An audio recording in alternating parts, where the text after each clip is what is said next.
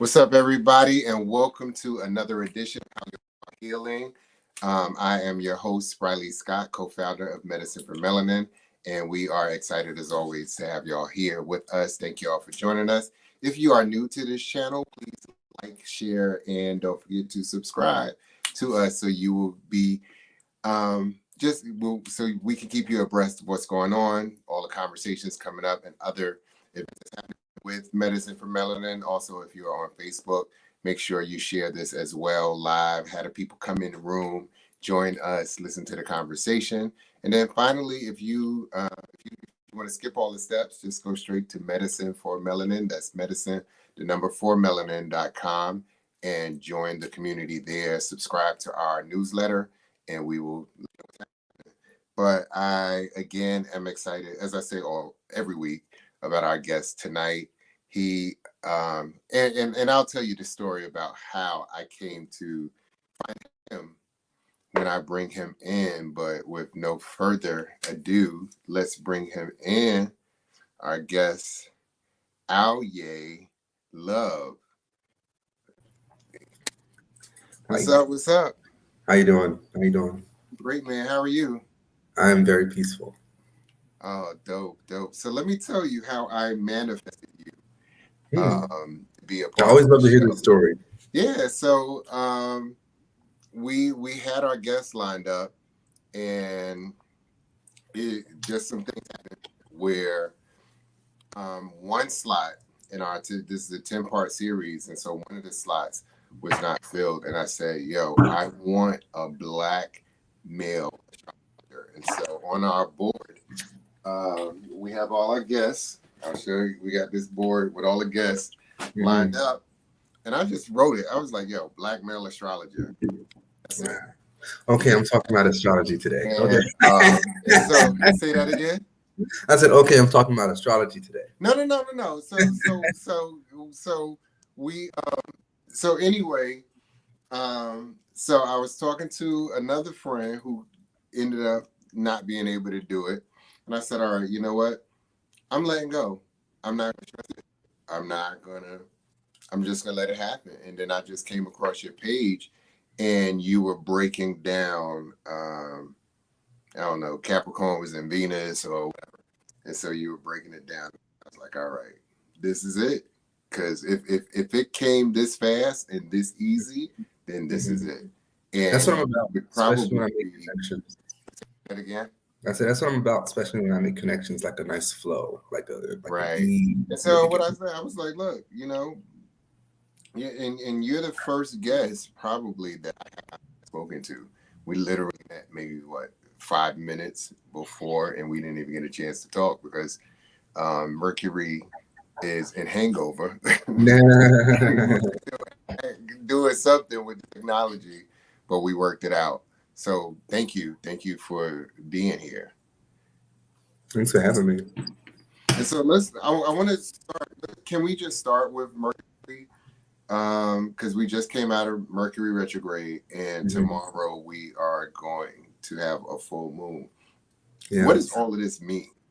It means a lot of stuff is coming to a head. So when you think about Mercury retrograde, a lot of people say that it's like a springboard. It's like a trampoline, okay? And you're going down, right? And then when the Mercury retrograde is over, and especially after the shadow, which is what you refer to as the hangover, then it springs back up, and that feeling of like you're running in place is gone. And you're actually able to move forward with things, actually like do things and start new projects, and those projects be fulfilling and come full circle.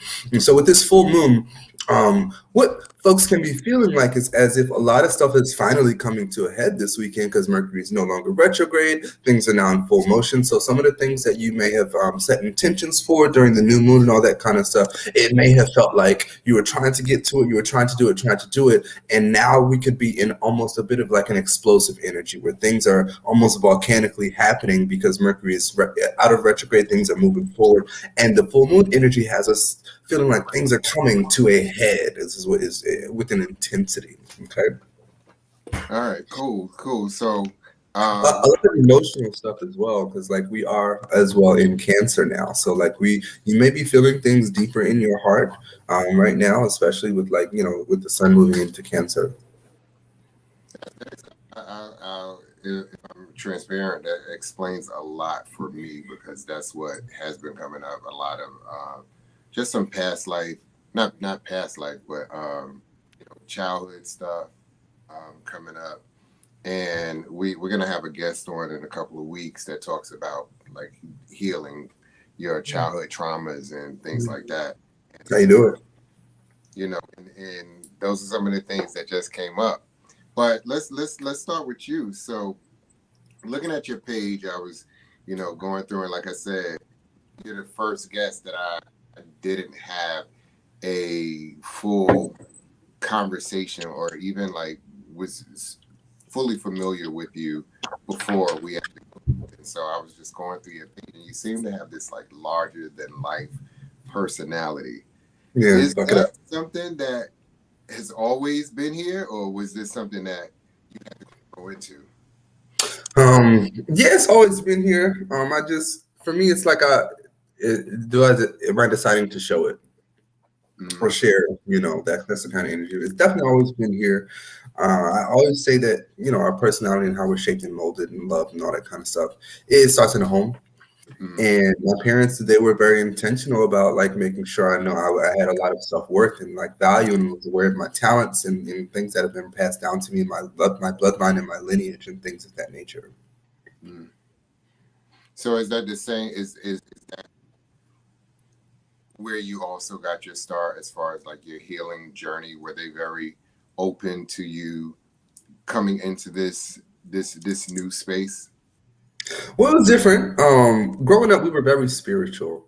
So even in the midst of us like going to church every Sunday and being religious, we were also very, very spiritual. So it was like we were aware of the things that were going on in church. And I had the privilege of growing up in a spiritual church. And I never realized that, like until like years later, that not everyone has that privilege. So they'll go to church and it's like super duper methodical and all that kind of stuff, and dogmatic and all that kind of stuff. But I mean, for me, I grew up going to church, and every single Sunday, my pastor was prophesying all throughout church like it was regular talk. So this has become very like simple to me. They would lay in hands. Like my church was called the Miracle Center.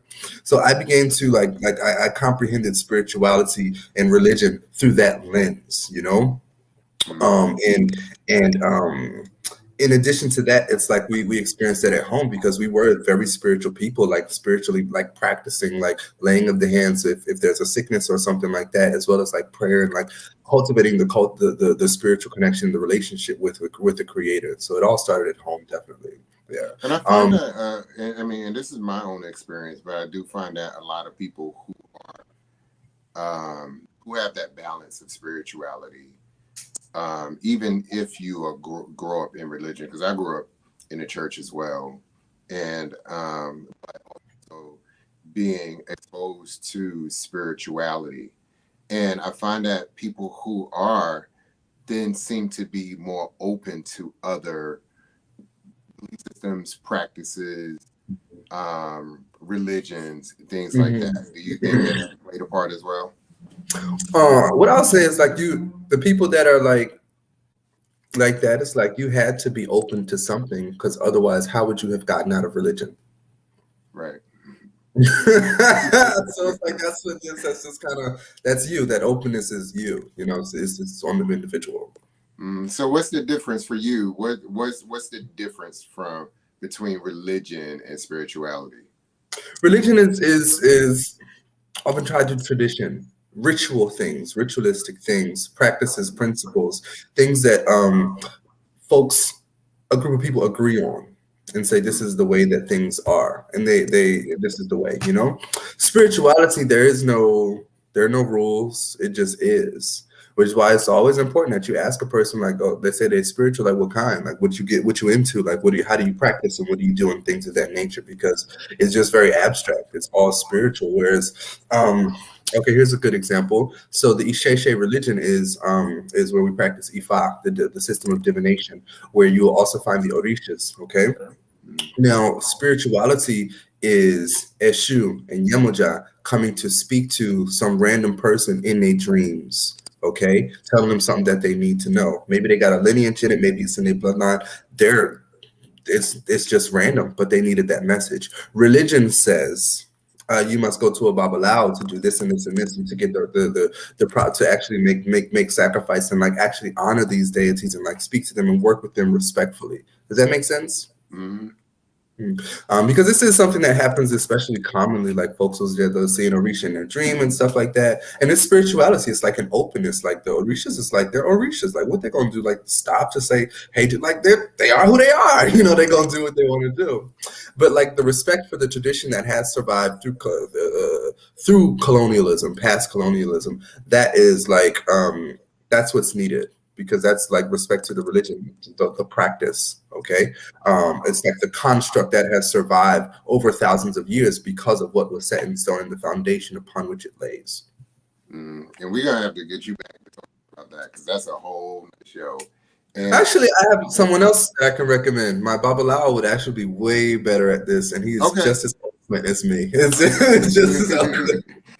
And the thing is that, like you said, it survived over the years, and then just being exposed to it now or recently and seeing some of the similarities and just using and hearing some of the stories about our ancestors who kind of how they used different symbolisms and ways of keeping their traditions with them. And like it was tough. It was tough keeping their tradition because of course like a lot of folks died. But the truth is like a lot of the folks were spiritual. Like when we like there's a story that talks about like the practice of like how they got the people to come over, and it was like these priests that were like, well, if we take the riches from these men, then we can wash ourselves clean and and then as soon as they were like, well, we agree, then they were given shackles and put into slavery. They were tricked. Okay, so and of course the folks didn't survive the passageway from like all the way from Africa to America in the conditions that they were in. But not only that, once they were sold into slavery for a couple of generations, their mouths were closed, and there was like a some sort of device that was put over their mouths because the tongue is powerful, and like the utterance of the mouth that a priest has, there's things that they could say, there's words of power, there's things that they could say to actually make things happen and shift things on a plantation, you know. So they had to like find ways to suppress, silence that voice. The voice manifests things, you know. Yeah. I mean, it's funny. I've been having this conversation with my son all day about the words that he speaks. So hopefully he's paying attention right now. But so you started your shamanic journey in 2013. What led you to that, and what is that like? 2012, 13-ish. 2012 specifically for me and internally. It's when I like just began to like explore all kind of spiritual things, and amongst that was ayahuasca. Not so much mushrooms, but just ayahuasca, because I was like researching. I saw DMT, the spirit molecule, and all that kind of stuff, and I immediately felt like it was like the colonization of something that was very beautiful, a tradition that was spiritual. So I was like, well, if I can figure out, if I can learn, if the body can possibly do all these amazing psychedelic spiritual things without medicine or substances, then I want to learn how to do that. And so that's when I did. I started to learn that, and I had some very beautiful, very powerful experiences, like euphoric, hallucinogen, whatever you want to call it. But I've had some very powerful experiences from fasting, from singing, group singing, from meditation, just a myriad of actually like spiritual things, cleansing the body, all these kind of things. But yeah. So for those people who are not familiar with ayahuasca or plant medicine, can you explain it a little more in detail what it is?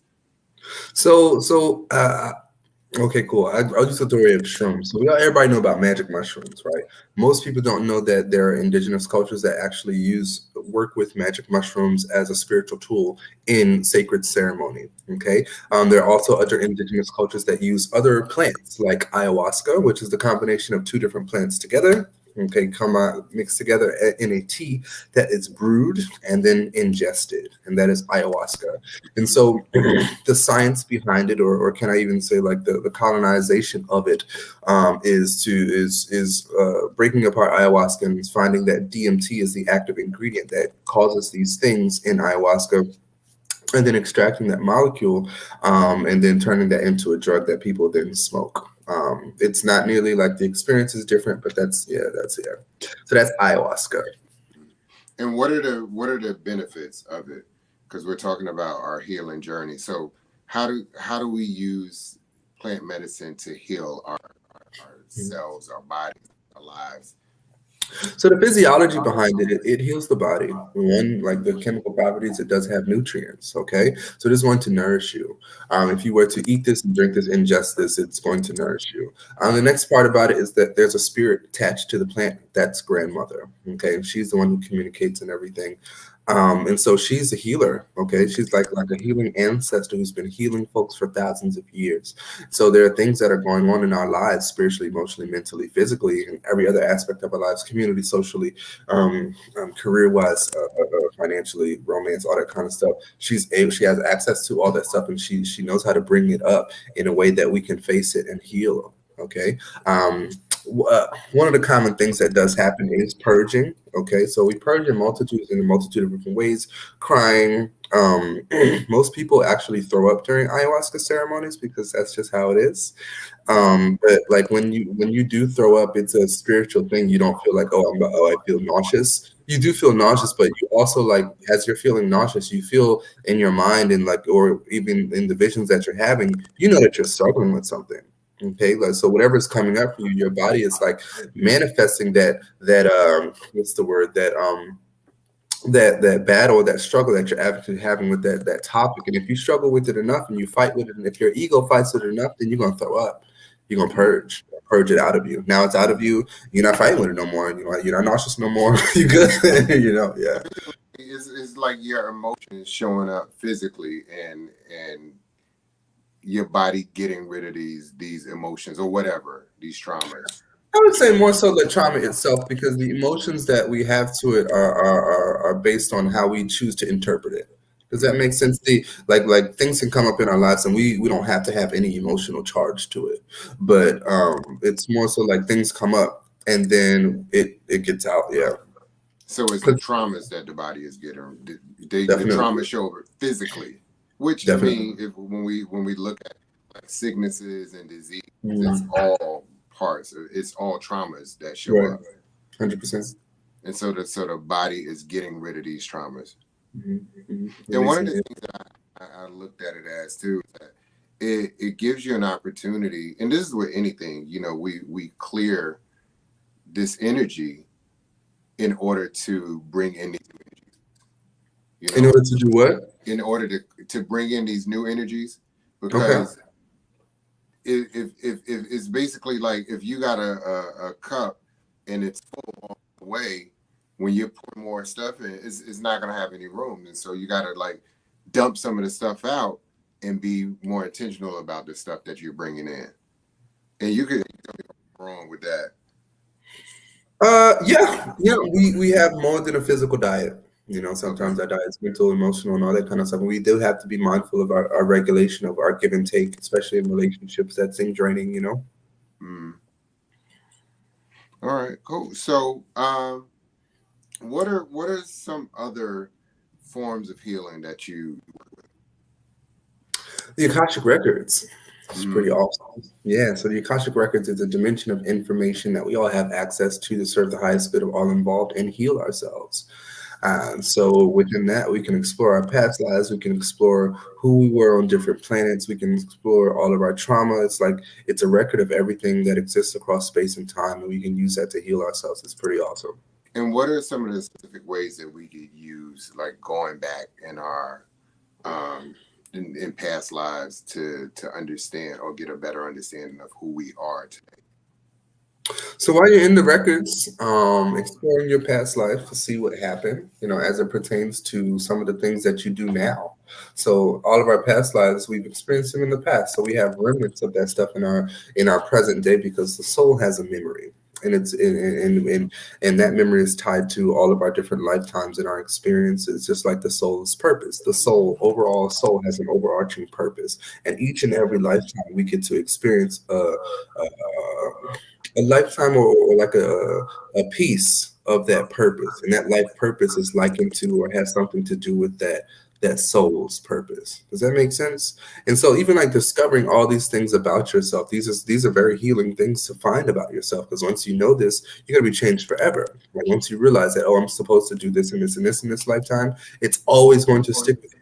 It's never gonna go away. Like and just knowing that it's going to change you in a way where you'll become more aware that, oh, the universe is sending you more and more opportunities of doing these things. I can either step into the flow of what serves the highest good and all that kind of stuff, or I can go against it.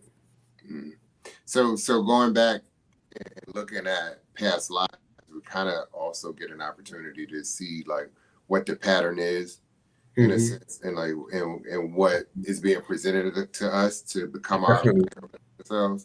Definitely. That's definitely one stage of the healing, is knowing. So when you become aware of something, it's like, oh, the self-discovery, it's like an aha epiphany. That's a stage of healing. And the next step further is actually applying and actually doing things. And one of the exercises we do is intergenerational healing, where we heal a common thread that you have between you and your entire family, something that your entire family struggles with. And we actually do energetic exercises on you and your entire family to heal that thing and remove it from your bloodline. Now that's deep, because one of the things that I've learned, and when I talk about Mercury retrograde and some of the things that have been coming up, and I realized that there are some patterns within the family, and this Mercury retrograde will bring out the cycles. It'll bring out the patterns. Yeah, we start having conversations, and I think, and for me, it started a few years ago. Because I was the one who kind of like just started talking, and in Black families, we don't talk. You keep things under the rug, and so I just began talking. But what I learned was that in my talking, it gave other people permission to talk and to step up. And then what we also realized was that we were having similar patterns, so it wasn't just because we were in the same space. It's like not like through generations across the board, we were having this same pattern. And so it only makes sense that, there's that generational trauma that needs to be healed as well. Yeah. It's deep stuff, man. And do you get to go back and look at where that do you use the Akashic records to look at that as well, or is that specifically dealing with this generation? That's Akashic records. Yeah, we all do that stuff while we're in the records. Totally. All right, cool. So,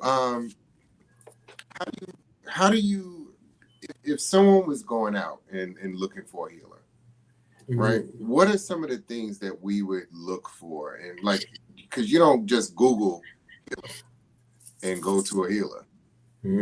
So what are some of the things that one would look for? It's interesting. I got this question a couple of days ago. One of the ways I recommend is each person, and this is for everybody, whether you're spiritual or not, but I recommend that each person connect with their ancestors, their ancestral lineage, the people that are departed, because that's a common thread that's throughout all of lifetime. Like even in science, we depend on our ancestors and the work that are of the departed ones. It's the common thread throughout every religion, every spiritual practice, our ancestors, our honorable ancestors, So start there. Start with ones that you are really close with, okay? Maybe one that you miss, okay? You want to talk to them. This is your opportunity. And what you do is you pray. If you don't have one that you're close to, but you came from somewhere, what you do is you announce and you say very clearly, remember the utterance and the power of the tongue. You say, honorable ancestors. You refer to them. It's like when you speak something, you're directing it with intention to whomever it is whose name you speak. So you say, honorable ancestors, I pray that you bring me a healer who can assist me with blank, blank, blank, blank, blank. But to be honest, like when you say like you're looking for a healer, you should first go to them and like they should be the first ones to help you heal. So honorable ancestors, can you help me heal this and this and this and this? Because then they're going to give you the quickest route to actually healing that issue. It may even be through you. You may be the healer. You know what I'm saying? Otherwise, like maybe you need a little bit of help. So then they're gonna say, well, here are the resources and the things that you need, or here's the person, and etc. But when it happens, and the reason why we focus on our honorable ancestors, because they know you, they made you. So they're going to bring it to you in a way that is perfectly like laid out for you in a way that you can't deny, because it's like, shit, my ancestors told me to do this. I can't say no to this because like they're giving it to me. I know I can trust my ancestors. I may not be able to trust Tom, Dick, and Harry off the street. I may not be able to trust a celebrity, okay? T-Pain, you know what I'm saying? But I trust my honorable ancestors, and I know that if they say one thing and another person contradicts that, then that person isn't for me.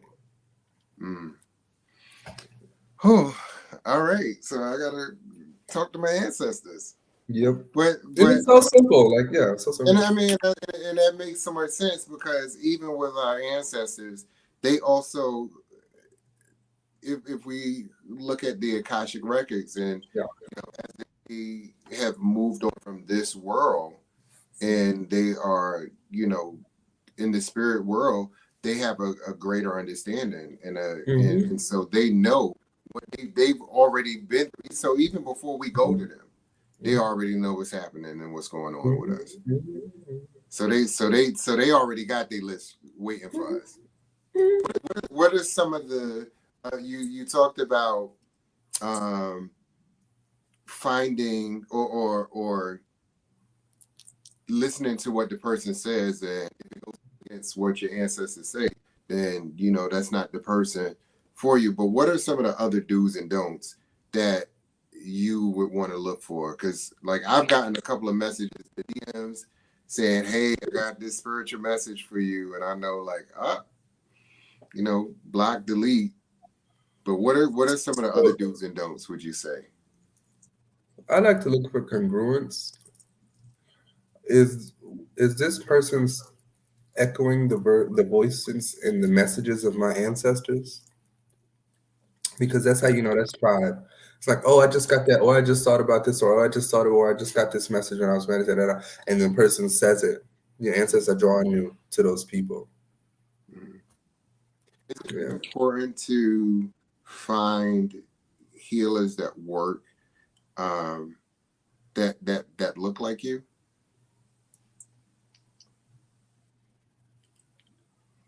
It depends on what it's for. Yeah, because they get your struggle, they get what you want through, they your demographic. There are certain levels there are certain things that there's a certain level of relatability that offers a certain level of comfort. When I'm talking to a black man like healing, I'm just like, bro, like I get what you're going through. Like there are certain things that are just inherent, I do agree, yeah. But then there's also like levels of like witnessing the contrast. So sometimes you may be called to be healed by someone else that is the complete opposite of you, and perhaps that's like you, like your lesson is like growing in compassion. That's one of the things that I was in therapy a while ago, and I was looking specifically for therapists that look like me. And in the beginning, my therapists, they were looking like me. And I'm not going to get into the story of how I went to like three different therapists. Okay. And they each served a purpose for Yeah. a specific amount of time. And then I had to switch, and they were like, "Oh, we have the right therapist." And I was like, I don't know if I could do this. But I ended up my current therapist was like, look, just give her a try. And she took me through a space that I needed to go through as well. And so, like you said, like it depends on, what the needs are, what the intentions are. And the universe will work it out. So you mentioned black men and black men healing. Do you, so this is a two-part question. So the first part is, do you find a lot more black men coming to you or looking for healing? Because you see it more so women. I see a lot of it. Do you find that the Black men now more that are interested in like exploring plant medicine or looking into their Akashic records, different types of healing that we weren't necessarily used to? Yes. Yeah. And what I'll say is that it's interesting the types of healing. Women like readings, like a bunch of readings. They like to know, want to sort all of it out. The men, they want to change. And it's usually like they all hardly like, it's kind of like this energy, like they don't want to get into the messy details of it. They know what's going on, and they're even surprised that how much I know what's going on so they're more so like they want to book a session, some type of like fix this shit. Like that's the energy, you know. They're like, what I got to like, what can you like, you know, that's the kind of energy. Women are kind of like more so on the journey, you know, more so like on the spiritual journey. And I feel like that's a phase that, you know, some women go through too as well. Like, can you fix this kind of energy? But they're just more in touch with the intuition and the feminine side. So they're more aware of it. And it's much more accepted for them to just like dwell in that space very naturally, you know? I'll get like Aquarian men or even like Pisces men. Like Aquarian men, they're super duper well developed on the internal, but they just won't talk about the shit. So they're usually really psychic, but they just won't talk about it. And Pisces men are usually kind of like, oh my God, finally someone I can just be emotional around, you know? And like, that's just who I am. You know what I'm saying? And so I do like, you know, hold like space for all that kind of stuff and like just the awakening of how, of what's happening for Black men and how they're coming into everything. You know, self-care is everywhere. And one of the things that men realize is that women like a healed man. They like it. Like they're more attracting. The more value and worth and goodness that you put into your life, it enriches it, and that enriches your magnetism. You know. Why is it important for Black men to heal? Because we was there when the Black women was going through all the stuff that they're healing from now. So we got to heal too. We got to heal from all the stuff we went through.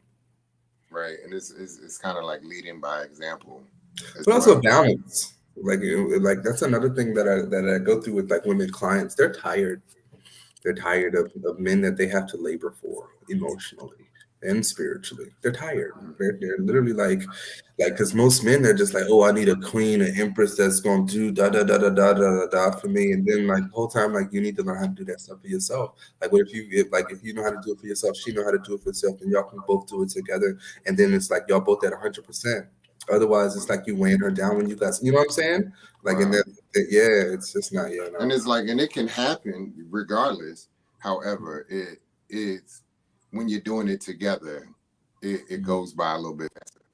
Oh, it amplifies, but it amplifies the magic. Like it's two times. So it's like more women are working. Like Black women, I believe, are like the highest demographic of new business owners, like small businesses and whatnot. But when you think about like they bringing in money, okay, but they also know to like hold it down as it pertains to like running the family and like the emotional issues and support and like, you know, like being there, like raising. So like men, but like we have to like own that too. You know, like we have to like show up emotionally, have emotional intelligence, hold space. Like, you know what I'm saying? Like these intangible things that the women used to have to do. There has to be a balance. Clean some, like there's like that balance. You know, like if she bringing in some bread, like you got to bring in some love and support. Hey, I thought about this. I really enjoyed this motivational speaker. You know, I just came in contact with him through this sports.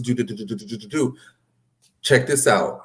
Maybe that, you know, inspires you. Like that's a way. That's a simple pathway. Hey, I'm about to try this meditation real quick. It's going to help us clear our minds. So that, you know, like, you know what I'm saying? Let's detox from work. Like, things like that, you know? Right. I mean, and then I feel like we're natural leaders to begin with. And when we step out in the forefront, I know that when I began talking about my healing journey and even like, you know, when I was doing yoga and I started putting it online, more and more people started inboxing me and, you know, and commenting and just saying, oh, you know what, I was thinking about trying this. I should do it. And especially men, you know, men are feeling, it's kind of like excuse me, with now, so we're in this space of, you go in places and you're wondering, do I not wear a mask, whatever, and you go in and it's one person that takes down their mask, and then the next thing you know, people start taking down their mask.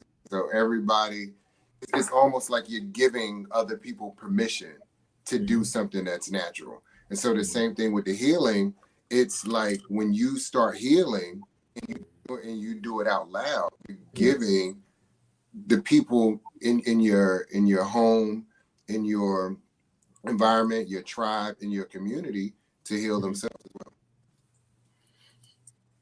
It's like a yawn. Yawns are contagious. It's like you yawn, somebody else like they saw you yawn, now they yawning. So we talked about how you find a healer, and so you go and you want to make sure that person resonates with you. Are there times as a healer that people come to you and you're just like, like maybe your ancestors whispered, don't do nothing with this person? In terms of me working with them as the healer and them the client, or them right. Do you ever get a moment where you feel the need to kind of like be hands off with someone?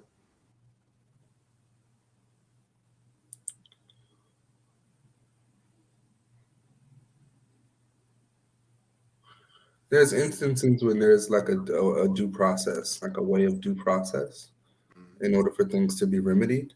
So I do get people who are just kind of like step into my space and like they need healing, but they won't ask for it or go about the right way to actually get the healing. Like some people try to like kind of persuade like healing out of you, or like try to like get you to do something for them, and then it's kind of like there's no intention of any kind of like equal exchange or respect to the work or like labor kind of energy. That's usually when I definitely never engage when folks it's like disrespectful. What else? Dumping is a big red flag. So when folks just like jump in my inbox and then like they just start dumping, it doesn't happen often, but I usually I don't read it because that's also like overstepping boundaries. But then I'll just like say I'll refer them to my website if they're ready to actually book a session and deal with this. Then I'm ready for that. So it's almost as if they giving you all the problems and looking for an immediate solution. Yeah, that's disrespectful. Okay. So how do you balance that? So that being disrespectful, because as healers, and especially with something this is something that you do. I don't want to say for a living, but it feeds you in a sense. And so how do you find that balance? And you could tell me if I'm using the wrong language, but how do you find that balance in saying like, like you got to respect where I'm coming from as a healer and as a professional in this? Humanity. It's humanity. I usually draw up a scenario where I put people in my shoes. Like, how would you feel if someone just started dumping all their shit? Like, just like a whole thing, and then just expected you to just, and without any regard to what you're going through right now. You know what I'm saying? And so for me, it's like booking the session is my way of saying, okay, when you book that session, I'm going to be prepared. I'm going, you know what I'm saying, so that we can, and if I'm not in the space to actually heal you or serve you, then we reschedule. Do you ever find moments where you have to take a step back because of something that, maybe the space that you're in or something that you're going through? Totally. That happened a lot over the past, I would say March, April, May. Yeah. Not so much March, more so April, May. Yeah. April, yeah. I had a death in the family and then I had a personal injury. So it was intense. So definitely booked the session. But if I'm not in the space, then I'm just not going to serve you. But I did get to everybody. Is that a part of your self-care package? Definitely. Because in those, That's another thing that I've learned, how important no's are, and how important it is to kind of like know your boundaries and say, you know what, this is not the time. Is that a part of your self-care package as well? Yeah, I actually learned how to say no from Shonda Rhimes. Okay. Yeah, I was watching. Yes. Oh, huh? The year of the yes. No, I was watching her masterclass. Okay. And she just plain out said it. She was like, "Well, you're in this industry. You need to know how to say no." And she said, "Well, the simple way is to say very clearly to the person after you've heard and you've really heard them, and they know that you've heard them, is to say, I'm not able to do that. Mm. You don't need an explanation. You don't like it's just like a simple I'm not. If you want to explain, you can. That could be in some ways undermining your words or your firmness.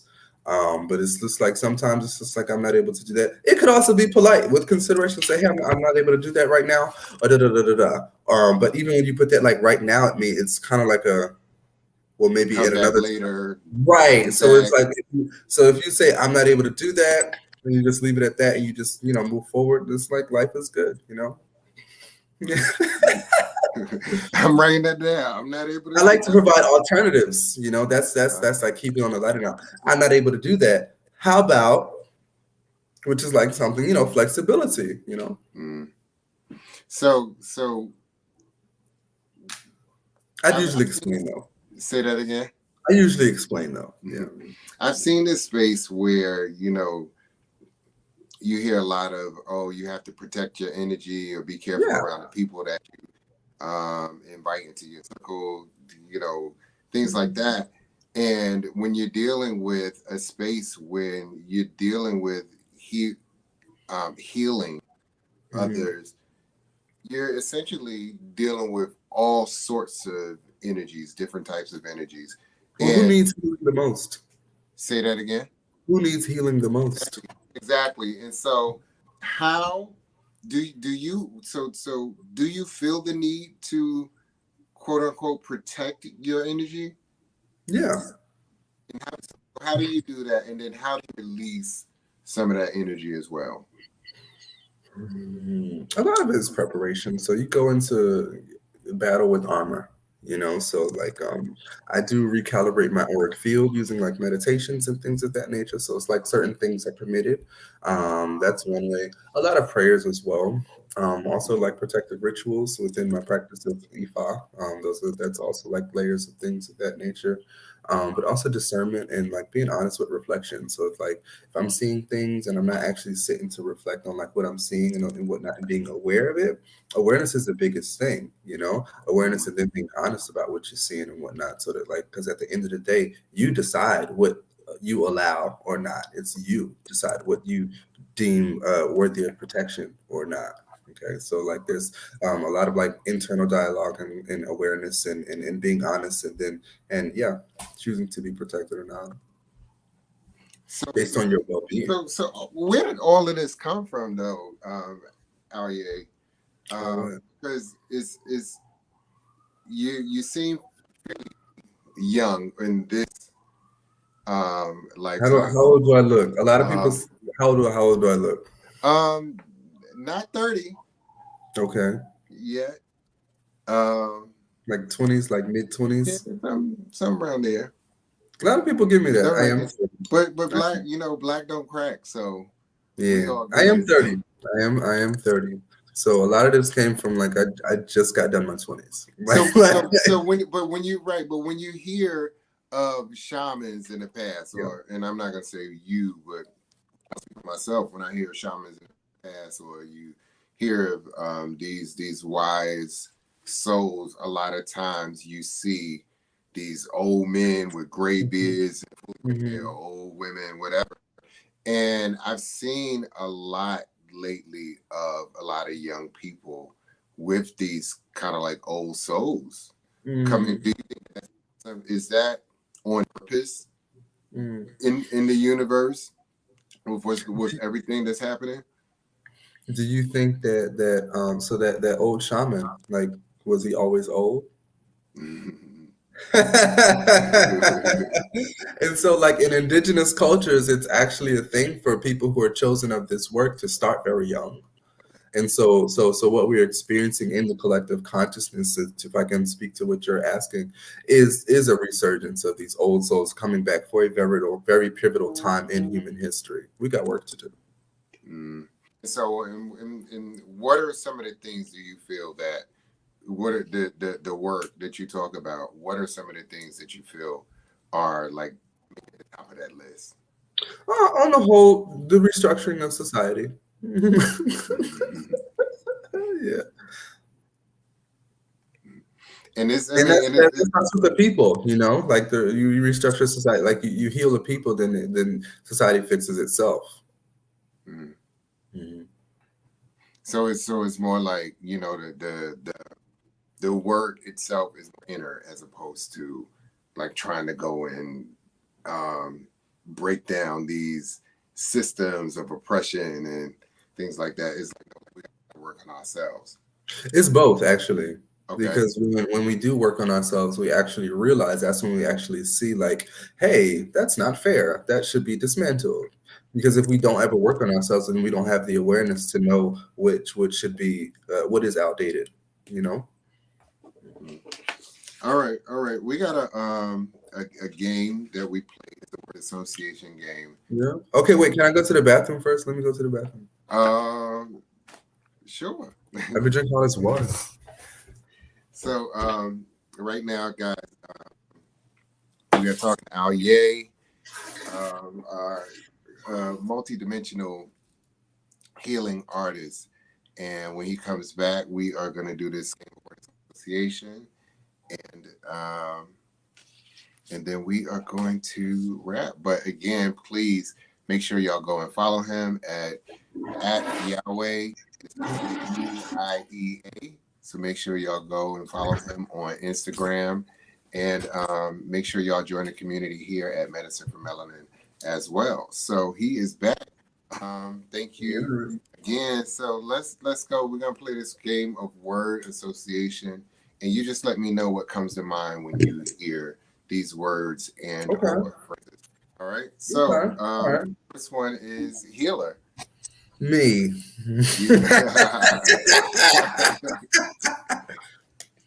Right. Period. Your journey. Process. All right. Plant medicine. Shamanism. All right. Old soul. Me. You. Okay. And then the last one is Houiea. Me. Come on. Yeah. I mean, you said like word association, like the first thing, you know. It's like, yeah, that makes sense. I'm always thinking about how things relate to me, you know. Like, so it's like all things in like relation, you know. It's like seeing myself in all things. But when it's that easy or it's that close, it's just like, okay, yeah. Right. So that's so let me just say again, thank you for joining us. This again has been truly informative. I've learned some stuff. I'm going to do some more research myself as well. So how can people go, and how can anyone who watches this video find you? Right there. Right across the screen, and that's on Instagram. Yeah. So just go straight to Instagram. That's so cool. I can do that. Wait. I know, and that's so dope. That's I think this is my favorite part. Just right down at the bottom of the screen. Is my finger going with it? That's cool. And then they find out everything that's coming up with you, how to get in contact with you for reading, for healings. Also, some of the things that we did not mention. You are a Reiki master, Akashic record master, also a Houiea master. Can you explain Houiea real quick? Houiea is basically an upgrade to Reiki.